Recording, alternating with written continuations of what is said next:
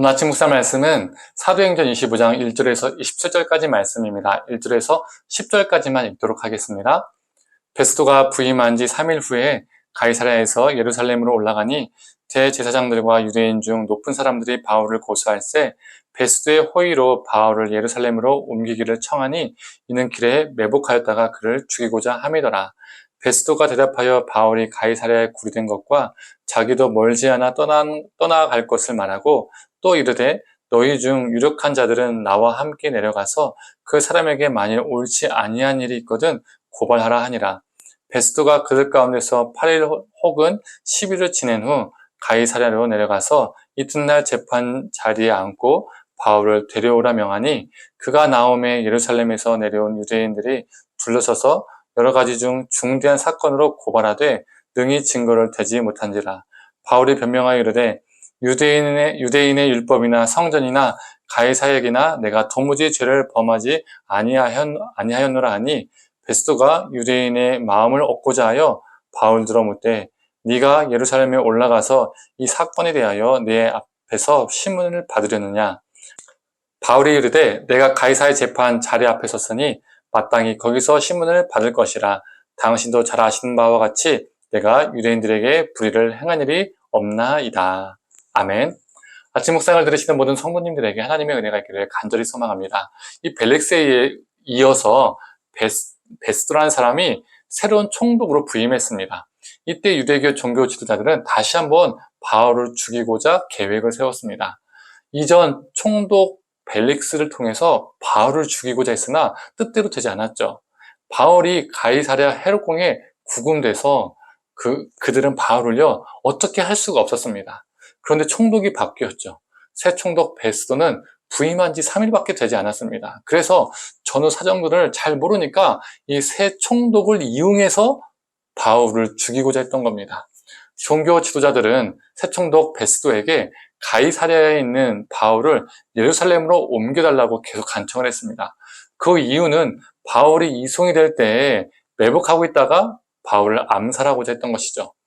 이런 영문을 모른 채 베스도의 입장에서는 부임한 지 얼마 되지 않았기 때문에 유대 지도자들의 도움이 필요했고 그들의 환심이 필요했고 그들과 좋은 관계를 맺는 것이 필요했었습니다. 그게 그에게 유리했던 것이죠. 만약 부임하자마자 유대 지도자들과 관계가 틀어지면 소원해지면 싸우게 되면 강압적으로 유대 땅을 다스릴 수는 있어도 그들의 협조를 받으며 수월하게 다스리기는 힘들게 됩니다. 그래서 베스도는 유대 지도자들에게 자신과 함께 가이사랴로 내려가서 재판을 하자고 합니다. 이전 총독 벨릭스에 의해서 2년 동안 미루어진 재판이 새 총독에 의해서 재개가 되었습니다. 그런데 유대교 지도자들은요, 바울을 고발하긴 하는데 재판에서 아무런 증거도 되지 못했습니다. 8절의 바울의 변론입니다. 읽어보겠습니다.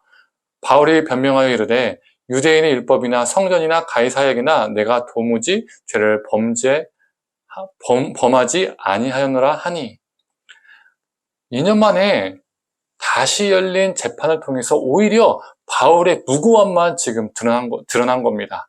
이때 베스도는 예루살렘에 가서 재판을 받겠느냐라고 바울에게 묻죠. 베스도는 유대인과 유대교 지도자들에게 잘 보이기 위해서 환심을 사기 위해서 이런 질문을 한 겁니다. 그런데 바울은 어떻게 대답하죠? 우리가 잘 알고 있는 것처럼 바울은 로마에 가서 로마 황제 가이사에게 재판을 받겠다라고 말합니다. 로마 시민권인 사람들은 이런 권리가 있었거든요. 바울이 로마 시민권자로서 이렇게 말하니까요, 총독인 베스도도요, 할 수 있는 게 없는 거예요. 바울은 죄수의 신분이었지만 그리도 바라던 로마로 가는 길이 열렸습니다. 로마에서 예수 그리스도를 전하는 그의 소망이 이루어졌습니다. 며칠 지나서 아그리빠라는 사람이 베스도에게 문안하러 왔습니다. 여기에서 아그리빠가 누구냐면 헤롯 아그리빠 2세입니다. 다른 말로 하면 헤롯 대왕의 증손자입니다. 헤롯 아그리빠 2세는 친로마적인 사람이었습니다. 또한 로마로부터 여러 특혜도 받았던 사람이었습니다. 이 때문에 새로운 로마 총독이 부임할 때마다 그는 총독을 방문해서요, 경의를 표현하는 것을 잊지 않았다고 합니다. 베스도는 이 아그리빠에게 바울에게 관한 재판에 대해서 설명을 합니다. 아그리빠가 이 이스라엘에 대해서, 예루살렘에 대해서, 유대인들에 대해서, 유대인의 또 관례와 또 문화에 대해서 잘 알고 있기 때문에 그에게 도움을 받고자 했던 것이죠. 바울이 로마 황제에게 항소를 했으나 무슨 제목이라도 써서 로마로 바울을 이송해야 하는데 아무리 찾아봐도 바울의 죄가 없는 거예요. 뭐라도 건지기 위해서 지금 아그리빠의 도움을 지금 청하고 있는 겁니다. 우리는 오늘 본문에서 서로 다른 바람을 보게 됩니다. 종교 지도자들의 바람은 무엇이죠? 바울이 죽는 겁니다. 오직 그거밖에 없습니다. 새총독 베스도의 바람은 무엇이죠? 유대 종교 지도자들의 환심을 사는 것, 또 골치 아픈 바울의 재판을 대충이라도 빨리 끝내는 것, 이게 그의 바람이었습니다. 그래서 환심을 사기 위해서 바울을 예루살렘에 보내려고 했었잖아요. 그러나 바울이 항소를 했습니다. 이제 로마로 보내야 하는데 제목이 없습니다. 그러나 어떻게든 이 문제를 해결하기 위해서 아그리빠 왕의 도움을 받고자 했던 것이죠. 여기에서 유대 종교 지도자들의 바람과 이 베스도의 바람에 공통점이 있습니다.